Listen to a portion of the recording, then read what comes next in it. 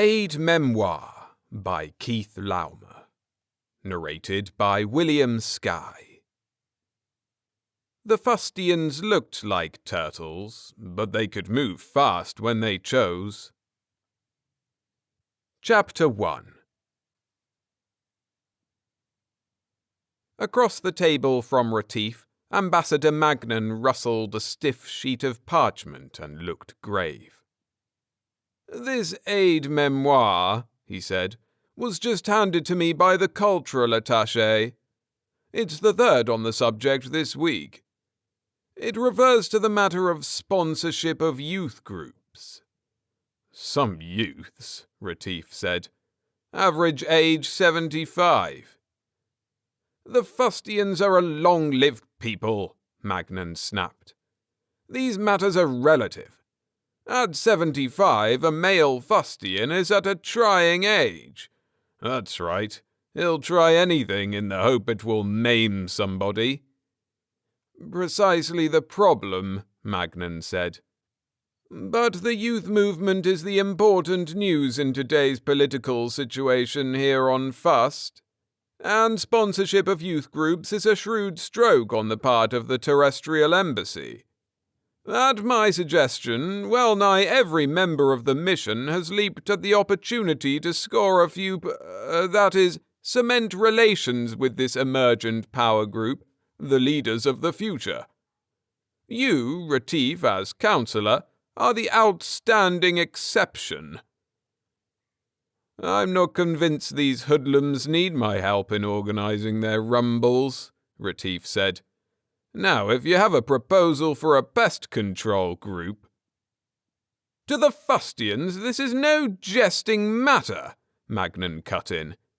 "This group," he glanced at the paper, "known as the Sexual, Cultural and Athletic Recreational Society, or SCARS for short, has been awaiting sponsorship for a matter of weeks now." "Meaning they want someone to buy them a clubhouse, uniforms, equipment, and anything else they need to complete their sexual, cultural, and athletic development," Retief said.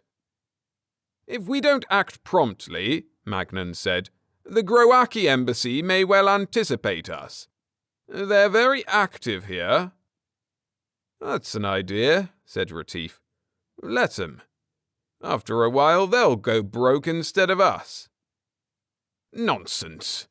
The group requires a sponsor. I can't actually order you to step forward.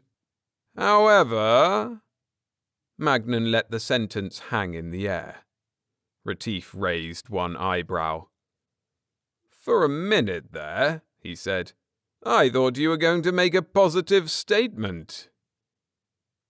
Magnan leaned back, lacing his fingers over his stomach.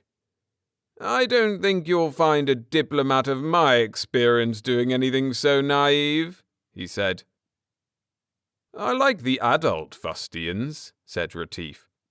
"Too bad they have to lug half a ton of horn around on their backs. I wonder if surgery would help." "Great heavens, Retief," Magnan sputtered. "I'm amazed that even you would bring up a matter of such delicacy. A race's unfortunate physical characteristics are hardly a fit matter for terrestrial curiosity." "Well, of course your experience of the fustian mentality is greater than mine. I've only been here a month. But it's been my experience, Mr. Ambassador, that few races are above improving on nature. Otherwise you, for example, would be tripping over your beard." Magnan shuddered.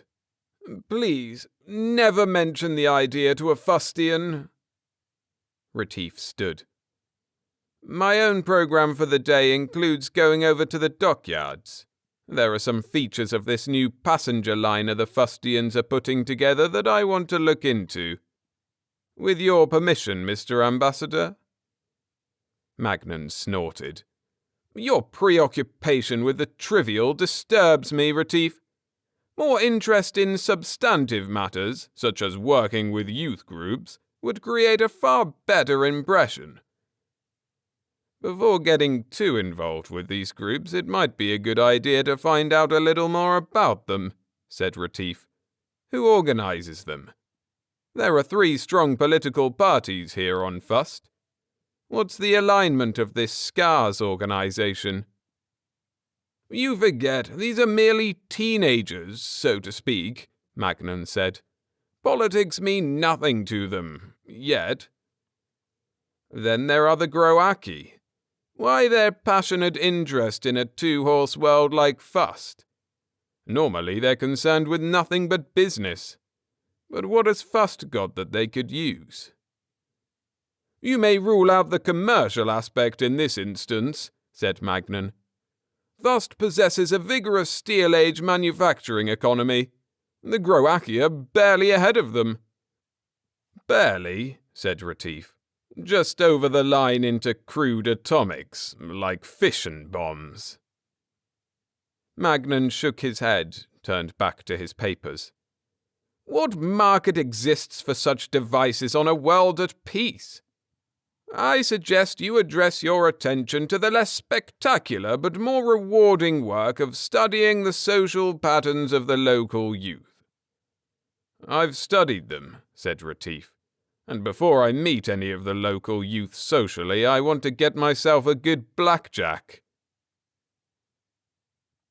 Chapter 2. Retief left the sprawling bungalow-type building that housed the chancery of the terrestrial embassy, swung aboard a passing flat car, and leaned back against the wooden guardrail as the heavy vehicle trundled through the city toward the looming gantries of the shipyards. It was a cool morning. A light breeze carried the fishy odour of fusty dwellings across the broad cobbled avenue. A few mature fustians lumbered heavily along in the shade of the low buildings, audibly wheezing under the burden of their immense carapaces. Among them, shell-less youths trotted briskly on scaly stub legs. The driver of the flat car, a labour-caste fustian with his guild colours emblazoned on his back, heaved at the tiller, swung the unwieldy conveyance through the shipyard gates, creaked to a halt. Thus I come to the shipyard with frightful speed, he said in fustian. Well, I know the way of the naked backs, who move always in haste. Retief climbed down, handed him a coin. You should take up professional racing, he said. Daredevil. He crossed the littered yard and tapped at the door of a rambling shed. Boards creaked inside. Then the door swung back. A gnarled ancient with tarnished facial scales and a weathered carapace peered out at Retief. Long may you sleep, said Retief. I'd like to take a look around if you don't mind. I understand you're laying the bedplate for your new liner today. May you dream of the deeps, the old fellow mumbled. He waved a stumpy arm toward a group of shell-less fustians standing by a massive hoist. The youths know more of bedplates than do I, who but tend the place of papers. I know how you feel, old-timer, said Retief. That sounds like the story of my life. Among your papers, do you have a set of plans for the vessel? I understand it's to be a passenger liner. The oldster nodded. He shuffled to a drawing file, rummaged, pulled out a sheaf of curled prints, and spread them on the table. Retief stood silently, running a finger over the uppermost drawing, tracing lines. What does the naked back here? Barked a deep voice behind Retief. He turned. A heavy-faced fustian youth, wrapped in a mantle, stood at the open door. Beady yellow eyes set among fine scales bored into Retief. I came to take a look at your new liner, said Retief. We need no prying foreigners here, the youth snapped. His eye fell on the drawings. He hissed in sudden anger. Doddering oak, he snapped at the ancient. May you toss in nightmares. Put by the plans. My mistake, Retief said. I didn't know this was a secret project. The youth hesitated. It is not a secret project, he muttered. Why should it be secret? You tell me. The youth worked his jaws and rocked his head from side to side in the fusty gesture of uncertainty. There is nothing to conceal, he said. We merely construct a passenger liner. Then you don't mind if I look over the drawings, said Retief. Who knows, maybe someday I'll want to reserve a suite for the trip out. The youth turned and disappeared. Retief grinned at the oldster. Went for his big brother, I guess, he said. I have a feeling I won't get to study these in peace here. Mind if I copy them? Willingly, light-footed one, said the old fustian, and mine is the shame for the discourtesy of youth. Retief took out a tiny camera, flipped a copying lens in place, leafed through the drawings, clicking the shutter. A plague on these youths, said the oldster, who grow more virulent day by day. Why don't you elders clamp down? Agile are they, and we are slow of foot, and this unrest is new. Unknown in my youth was such insolence. The police, bah, the ancient rumbled. None have we worthy of the name, nor have we needed aught ere now. What's behind it? They have found leaders. The Spiv Slock is one, and I fear they plot mischief. He pointed to the window. They come, and a soft one with them. Retief pocketed the camera, glanced out the window. A pale-featured Groaki with an ornately decorated crest stood with the youths, who eyed the hut, then started toward it. That's the military attaché of the Groaki embassy, Retief said. I wonder what he and the boys are cooking up together. Naught that augurs well for the dignity of Fust, the oldster rumbled. Flee, agile one, while I engage their attentions. I was just leaving, Retief said. Which way out?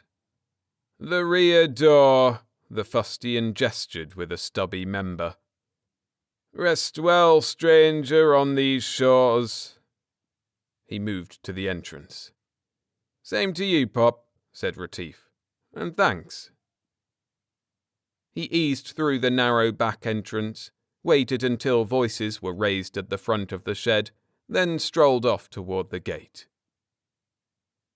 The second dark of the third cycle was lightening when Retief left the embassy technical library and crossed the corridor to his office. He flipped on a light. A note was tucked under a paperweight. Retief, I shall expect your attendance at the IAS dinner at first dark of the fourth cycle.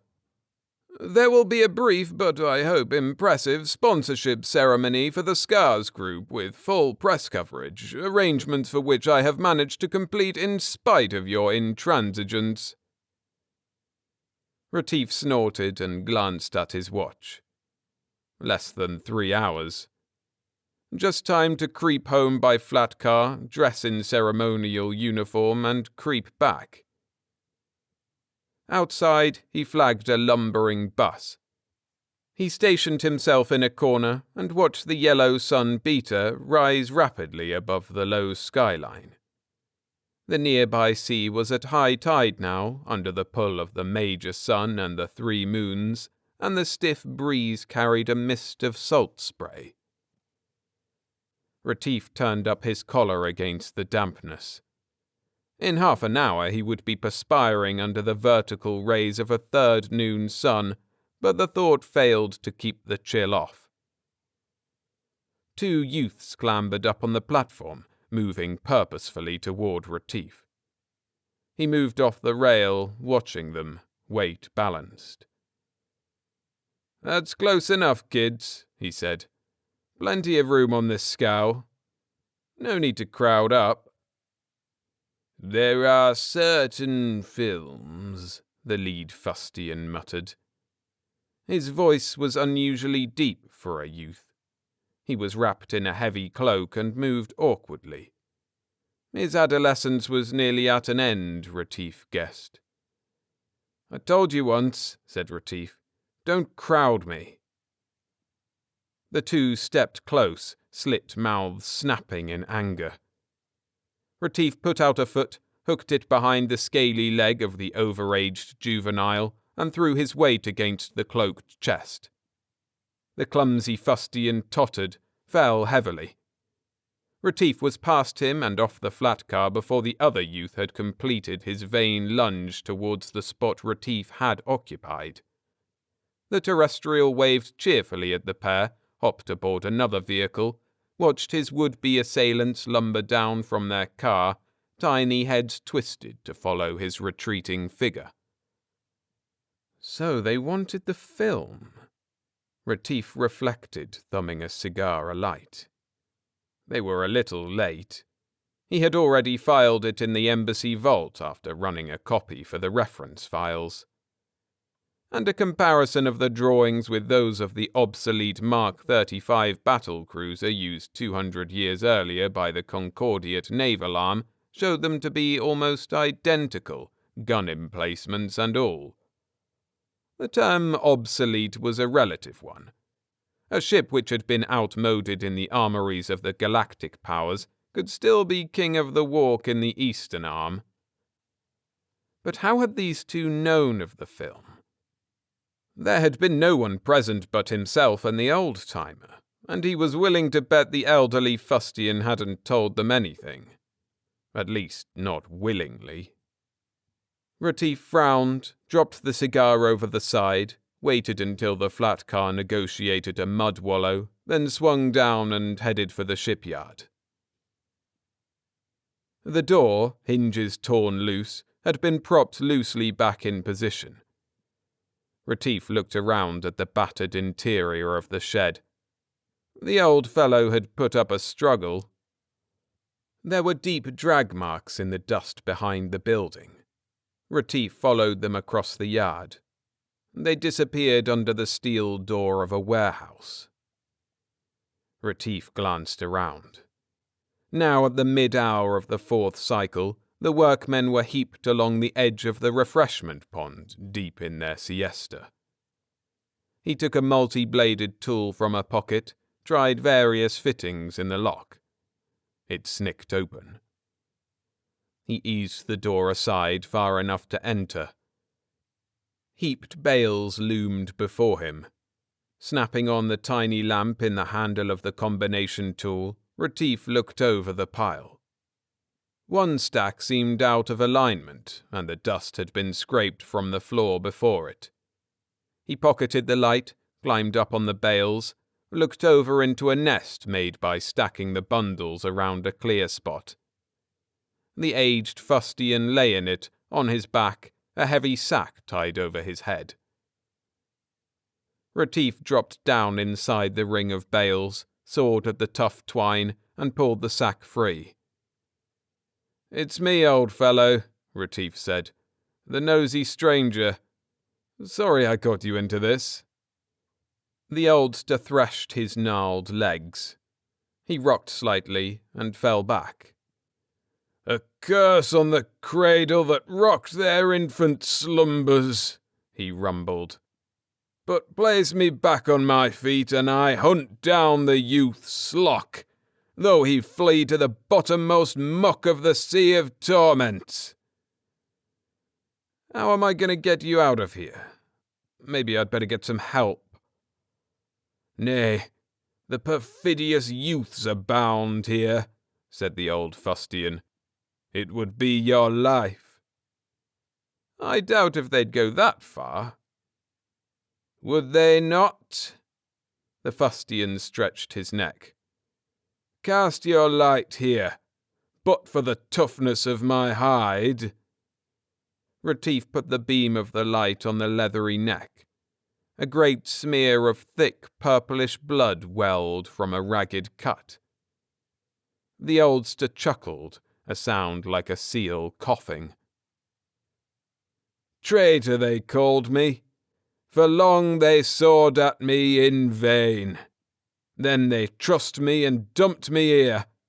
They think to return with weapons to complete the task. Weapons? I thought it was illegal. Their evil genius, the soft one, said the fustian. He would provide fuel to the devil himself.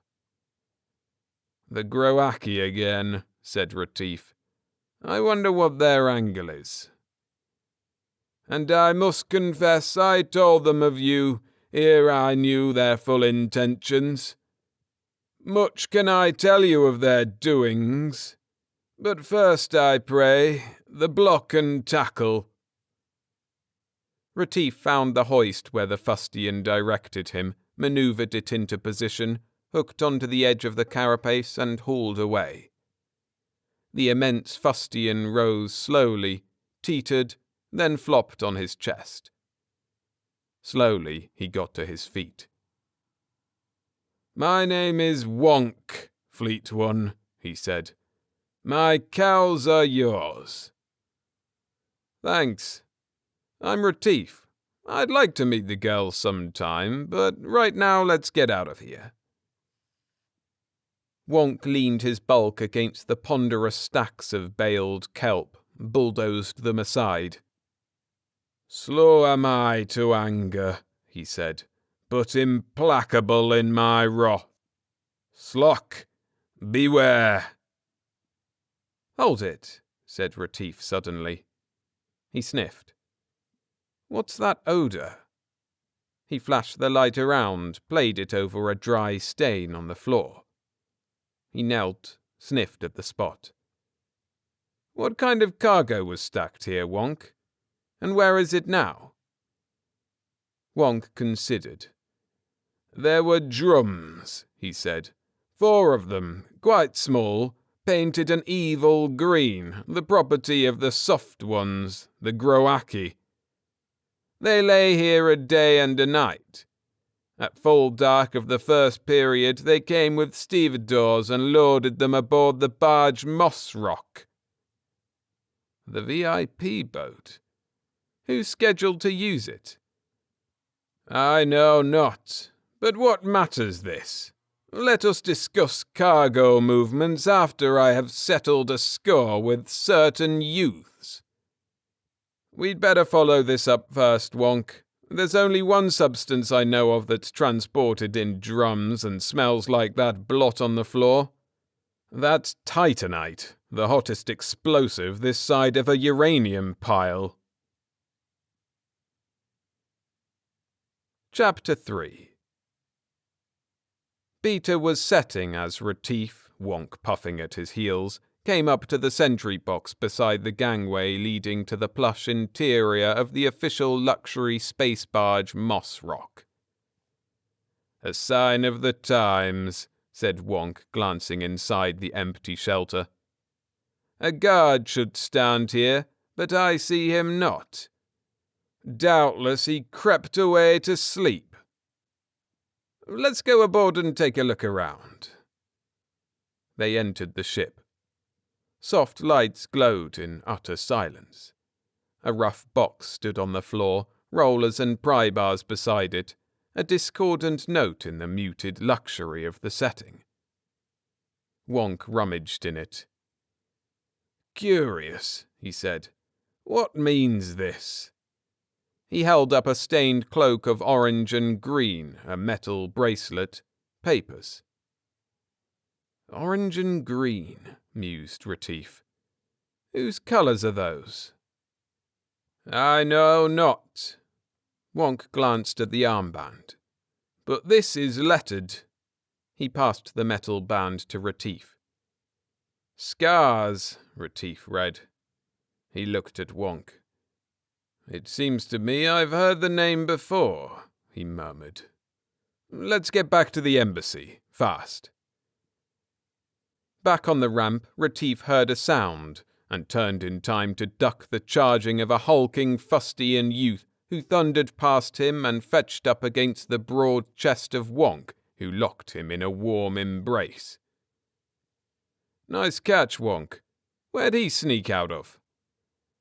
"The lout hid there by the storage bin," rumbled Wonk. The captive youth thumped fists and toes fruitlessly against the oldster's carapace. "Hang on to him," said Retief. "He looks like the biting kind." "No fear. Clumsy I am, yet not without strength." "Ask him where the titanite is tucked away." "Speak, witless grub," growled Wonk, "lest I tweak you in twain." The youth gurgled. "Better let up before you make a mess of him," said Retief. Wonk lifted the youth clear of the floor, then flung him down with a thump that made the ground quiver. The younger fustian glared up at the elder, mouth snapping. "This one was among those who trussed me and hid me away for the killing," said Wonk. "In his repentance he will tell all to his elder." "That's the same young squirt that tried to strike up an acquaintance with me on the bus," Retief said. "He gets around." The youth scrambled to hands and knees, scuttled for freedom. Retief planted a foot on his dragging cloak. It ripped free. He stared at the bare back of the fustian. "By the great egg!" Wonk exclaimed, tripping the refugee as he tried to rise. "This is no youth. His carapace has been taken from him." Retief looked at the scarred back. "I thought he looked a little old, but I thought—" "This is not possible," Wonk said wonderingly. "The great nerve trunks are deeply involved. Not even the cleverest surgeon could excise the carapace and leave the patient living." "It looks like somebody did the trick. But let's take this boy with us and get out of here. His folks may come home." "Too late," said Wonk. Retief turned. 3 youths came from behind the sheds. "Well," Retief said, "it looks like the scars are out in force tonight. Where's your pal?" he said to the advancing trio. "The sticky little bird with the eye stalks. Back at his embassy, leaving you suckers holding the bag, I'll bet." "Shelter behind me, Retief," said Wonk. "Go get 'em, old-timer." Retief stooped, picked up one of the pry bars. "I'll jump around and distract them." Wonk let out a whistling roar and charged for the immature fustians. They fanned out, and one tripped, sprawled on his face. Retief whirled the metal bar he had thrust between the fustian's legs, slammed it against the skull of another, who shook his head, turned on Retief, and bounced off the steel hull of the moss rock as Wonk took him in full charge. Retief used the bar on another head. His third blow laid the fustian on the pavement, oozing purple. The other 2 club members departed hastily, seriously dented but still mobile. Retief leaned on his club, breathing hard. "Tough heads these kids have got. I'm tempted to chase those 2 lads down, but I've got another errand to run. I don't know who the Groaki intended to blast, but I have a sneaking suspicion somebody of importance was scheduled for a boat ride in the next few hours. And 3 drums of titanite is enough to vaporize this tub and everyone aboard her." "The plot is foiled," said Wonk. "But what reason did they have?" "The Groaki are behind it. I have an idea the Scars didn't know about this gambit." "Which of these is the leader?" asked Wonk. He prodded a fallen youth with a horny toe. "Arise, dreaming one." "Never mind him, Wonk. We'll tie these 2 up and leave them here." I know where to find the boss." A stolid crowd filled the low-ceilinged banquet hall. Retief scanned the tables for the pale blobs of terrestrial faces dwarfed by the giant armoured bodies of the fustians. Across the room, Magnan fluttered a hand. Retief headed toward him. A low-pitched vibration filled the air, the rumble of subsonic fustian music. Retief slid into his place beside Magnan. "Sorry to be late, Mr. Ambassador." "I'm honoured that you chose to appear at all," said Magnan coldly. He turned back to the fustian on his left. "Ah, yes, Mr. Minister," he said. "Charming, most charming. So joyous." The fustian looked at him, beady-eyed. "It is the lament of hatching," he said. "Our national dirge." "Oh," said Magnan. "How interesting. Such a pleasing balance of instruments." "It is a droon solo," said the fustian, eyeing the terrestrial ambassador suspiciously. "Why don't you just admit you can't hear it?" Retief whispered loudly. "And if I may interrupt a moment—" Magnan cleared his throat. "Now that our Mr. Retief has arrived, perhaps we could rush right along to the sponsorship ceremonies." "This group," said Retief, leaning across Magnan. "The Scars. How much do you know about them, Mr. Minister?" "Nothing at all," the huge fustian elder rumbled. "For my taste, all youths should be kept penned with the livestock until they grow a carapace to tame their irresponsibility." "We mustn't lose sight of the importance of channeling youthful energies," said Magnan. "Labour gangs," said the minister. "In my youth we were indentured to the dredge masters. I myself drew a muck sledge." "But in these modern times," put in Magnan, "surely it's incumbent on us to make happy these golden hours." The minister snorted. "Last week I had a golden hour. They set upon me and pelted me with overripe stench fruit."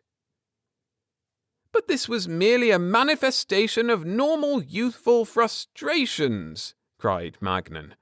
"Their essential tenderness—" "You'd not find a tender spot on that lout yonder," the minister said, pointing with a fork at a newly arrived youth, "if you drilled boreholes and blasted."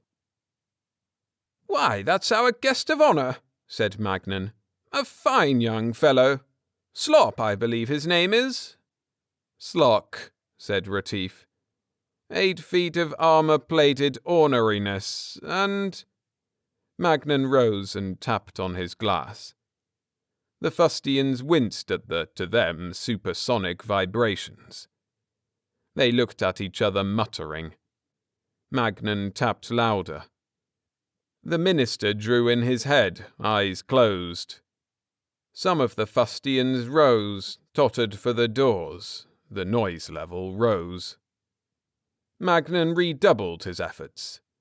The glass broke with a clatter, and green wine gushed on the tablecloth. "What in the name of the great egg?" the minister muttered. He blinked, breathing deeply. "Oh, forgive me," blurted Magnan, dabbing at the wine. "Too bad the glass gave out," said Retief. "In another minute you'd have cleared the hole. And then maybe I could have gotten a word in sideways. There's a matter you should know about—" "Your attention, please," Magnan said, rising. "I see that our fine young guest has arrived, and I hope that the remainder of his committee will be along in a moment. It is my pleasure to announce that our Mr. Retief has had the good fortune to win out in the keen bidding for the pleasure of sponsoring this lovely group." Retief tugged at Magnan's sleeve. "Don't introduce me yet," he said. "I want to appear suddenly. More dramatic, you know." "Well," murmured Magnan, glancing down at Retief, "I'm gratified to see you entering into the spirit of the event at last." He turned his attention back to the assembled guests. "If our honoured guest will join me on the rostrum," he said, "the gentlemen of the press may want to catch a few shots of the presentation." Magnan stepped up on the low platform at the centre of the wide room, took his place beside the robed fustian youth, and beamed at the cameras. "How gratifying it is to take this opportunity to express once more the great pleasure we have in sponsoring Scars," he said, talking slowly for the benefit of the scribbling reporters. "We'd like to think that in our modest way we're to be a part of all that the Scars achieve during the years ahead." Magnan paused as a huge fustian elder heaved his bulk up the 2 low steps to the rostrum, approached the guest of honour. He watched as the newcomer paused behind Slock, who did not see the new arrival. Retief pushed through the crowd, stepped up to face the fustian youth. Slock stared at him and drew back. "You know me, Slock," said Retief loudly. "An old fellow named Wonk told you about me just before you tried to saw his head off, remember? It was when I came out to take a look at that battle cruiser you're building." Chapter 4. With a bellow, Slock reached for Retief, and choked off in mid-cry as the fustian elder Wonk pinioned him from behind, lifting him clear of the floor. "Glad you reporters happened along," said Retief to the gaping newsman.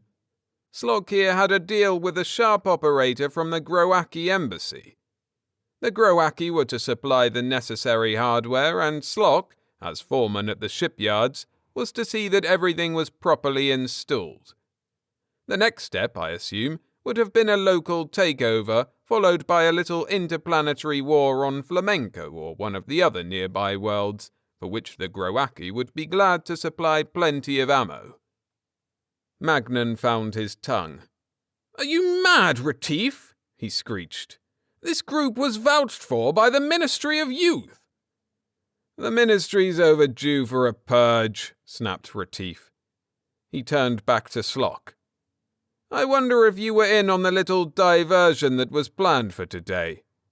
When the moss rock blew, a variety of clues were to be planted where they'd be easy to find, with scars written all over them. The Groaki would thus have neatly laid the whole affair squarely at the door of the terrestrial embassy, whose sponsorship of the Scars had received plenty of publicity." "The moss rock?" said Magnan. "But that was... Retief, this is idiotic. Slock himself was scheduled to go on a cruise tomorrow." Slock roared suddenly, twisting violently. Wonk teetered, his grip loosened, and Slock pulled free and was off the platform, butting his way through the milling oldsters on the dining room floor. Magnan watched, open-mouthed. "The Groaki were playing a double game, as usual," Retief said. "They intended to dispose of this fellow Slock once he'd served their purpose." "Well, don't stand there," yelped Magnan over the uproar. "If Slock is the ringleader of a delinquent gang—" He moved to give chase. Retief grabbed his arm. "Don't jump down there. You'd have as much chance of getting through as a jackrabbit through a threshing contest." 10 minutes later, the crowd had thinned slightly. "We can get through now," Wonk called. "This way." He lowered himself to the floor, bawled through to the exit. Flashbulbs popped. Retief and Magnan followed in Wonk's wake. In the lounge, Retief grabbed the phone, waited for the operator, gave a code letter. No reply. He tried another. "No good," he said after a full minute had passed. "Wonder what's loose." He slammed the phone back in its niche. "Let's grab a cab."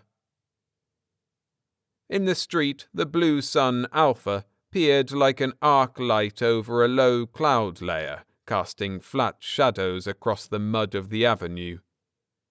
The three mounted a passing flat car. Wonk squatted, resting the weight of his immense shell on the heavy plank flooring. "Would that I too could lose this burden, as has the false youth we bludgeoned aboard the Moss Rock," he sighed. "Soon will I be forced into retirement. Then a mere keeper of a place of papers such as I will rate no more than a slab on the public strand, with once daily feedings. And even for a man of high position retirement is no pleasure. A slab in the Park of Monuments is little better. A dismal outlook for one's next 1,000 years." "You two carry on to the police station," said Retief. "I want to play a hunch. But don't take too long. I may be painfully right." "What?" Magnan started. "As you wish, Retief," said Wonk. The flat car trundled past the gate to the shipyard, and Retief jumped down, headed at a run for the VIP boat. The guard post still stood vacant. The two youths whom he and Wonk had left trussed were gone. "That's the trouble with a peaceful world," Retief muttered. "No police protection." He stepped down from the lighted entry and took up a position behind the sentry box. Alpha rose higher, shedding a glaring blue-white light without heat. Retief shivered. Maybe he'd guessed wrong. There was a sound in the near distance, like two elephants colliding. Retief looked toward the gate. His giant acquaintance Wonk had reappeared and was grappling with a hardly less massive opponent. A small figure became visible in the melee, scuttled for the gate. Headed off by the battling titans, he turned and made for the opposite side of the shipyard. Retief waited, jumped out, and gathered in the fleeing Groaki. "Well, Yith," he said, "how's tricks? You should pardon the expression." "Release me, Retief," the pale-featured alien lisped, his throat bladder pulsating in agitation. "The behemoths vie for the privilege of dismembering me out of hand." "I know how they feel. I'll see what I can do, for a price." "I appeal to you," Yith whispered hoarsely, "as a fellow diplomat, a fellow alien, a fellow Thoftback." "Why don't you appeal to Slock, as a fellow skunk?" said Retief. "Now keep quiet and you may get out of this alive." The heavier of the two struggling fustians threw the other to the ground. There was another brief flurry, and then the smaller figure was on its back, helpless. "That's Wonk still on his feet," said Retief. "I wonder who he's caught, and why." Wonk came toward the moss rock, dragging the supine fustian, who kicked vainly. Retief thrust Yith down well out of sight behind the sentry box. "Better sit tight, Yith. Don't try to sneak off, I can outrun you. Stay here and I'll see what I can do." He stepped out and hailed Wonk. Puffing like a steam engine, Wonk pulled up before him. "Sleep, Retief," he panted. "You followed a hunch, I did the same. I saw something strange in this one when we passed him on the avenue. I watched, followed him here. Look, it is Slock strapped into a dead carapace. Now many things become clear." Retief whistled. "So the youths aren't all as young as they look. Somebody's been holding out on the rest of you fustians." "The soft one," Wonk said. "You laid him by the heels, Retief. I saw. Produce him now." "Hold on a minute, Wonk. It won't do you any good." Wonk winked broadly. "I must take my revenge," he roared. "I shall test the texture of the soft one. His pulped remains will be scoured up by the ramp washers and mailed home in bottles." Retief whirled at a sound, caught up with the scuttling Yith 50 feet away, hauled him back to Wonk. "It's up to you, Wonk," he said. "I know how important ceremonial revenge is to you Fustians. I will not interfere." "Murthy," Yith hissed, eye stalks whipping in distress. "I claim diplomatic immunity." "No diplomat am I," rumbled Wonk. "Let me see. Suppose I start with one of those obscenely active eyes." He reached. "I have an idea," said Retief brightly. "Do you suppose, just this once, you could forego the ceremonial revenge if Yith promised to arrange for a Groaki surgical mission to decarapace you elders?" "But," Wonk protested, "those eyes! What a pleasure to pluck them, one by one!" "Yeth," hissed Yith, "I swear it. Our most expert surgeons, platoons of them, with the finest of equipment."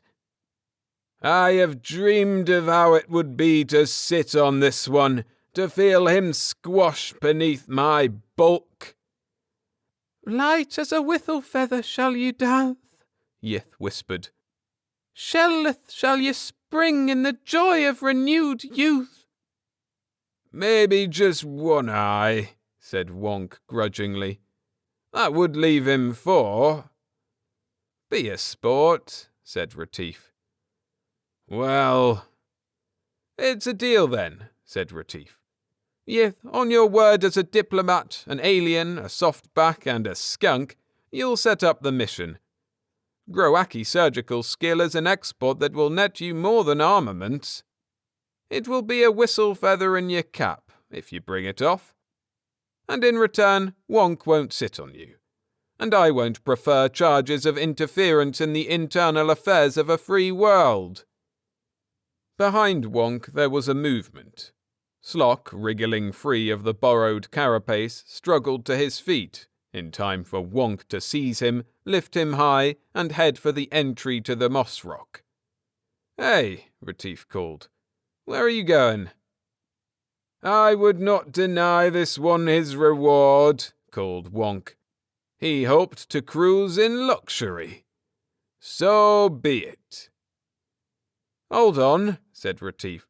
"That tub is loaded with titanite." "Stand not in my way, Retief, for this one in truth owes me a vengeance." Retief watched as the immense fustian bore his giant burden up the ramp and disappeared within the ship. "I guess Wonk means business," he said to Yith, who hung in his grasp, all 5 eyes goggling. "And he's a little too big for me to stop." Wonk reappeared, alone, climbed down. "What did you do with him?" said Retief. "Tell him you were going to—" "We had best withdraw," said Wonk. "The killing radius of the drive is 50 yards. "You mean—" "The controls are set for Groaki. Long may he sleep." "It was quite a bang," said Retief, "but I guess you saw it too." "No, confound it," Magnan said. "When I remonstrated with Hulk or Wonk, the ruffian thrust me into an alley bound in my own cloak. I'll most certainly complain to the minister." "How about the surgical mission?" "A most generous offer," said Magnan. "Frankly, I was astonished. I think perhaps we've judged the Groaki too harshly." "I hear the Ministry of Youth has had a rough morning of it," said Retief. "And a lot of rumours are flying to the effect that youth groups are on the way out." Magnan cleared his throat, shuffled papers.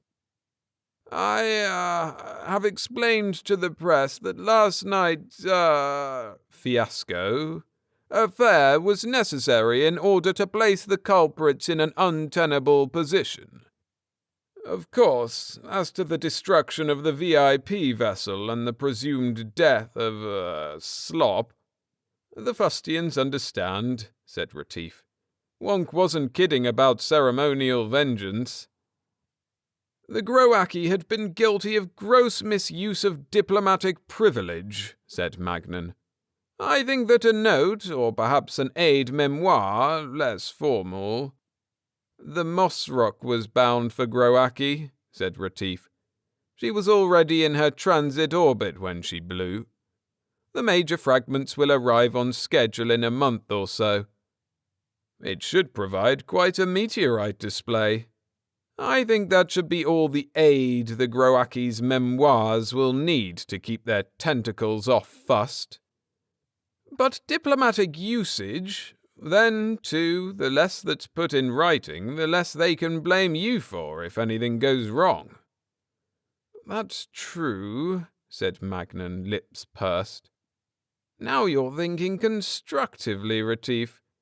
We may make a diplomat of you yet. He smiled expansively. Maybe, but I refuse to let it depress me. Retief stood up. I'm taking a few weeks off, if you have no objection, Mr. Ambassador. My pal Wonk wants to show me an island down south where the fishing is good. But there are some extremely important matters coming up, said Magnan. We're planning to sponsor senior citizen groups. Count me out. All groups give me an itch. Why, what an astonishing remark, Retief. After all, we diplomats are ourselves a group. Uh-huh, Retief said. Magnan sat quietly, mouth open, and watched as Retief stepped into the hall and closed the door gently behind him.